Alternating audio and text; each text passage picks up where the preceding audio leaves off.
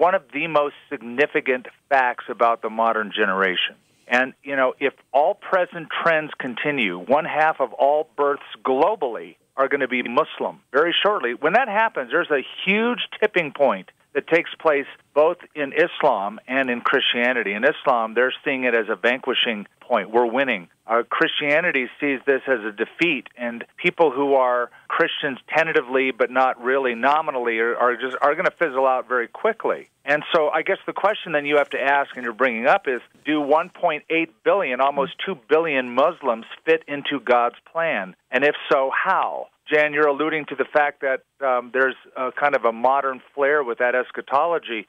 They have for a long time believed in the Mahdi. Yes. And that is their a coming Messiah. Very few people are talking about it. Muslims are longing for a Messiah. They probably have a greater longing for their Messiah than a lot of Christians have for the return of ours. But you're absolutely right. But I go back to this Fox News story, and this isn't the only story I've seen. I highlighted it some months ago. Mel Gibson saying someone needs to arise from the ashes and save us. That mentality is going to get stronger and stronger and stronger as we move here into the end of days. Let me ask you this, because in Luke, it says that in the end, that all nations will experience distress with perplexity. And, that could be economic distress, political distress, a population out of control with problems, leaders who are lawless. We've already referenced that. All of this and more. What is your take on the distress with perplexity that Luke talks about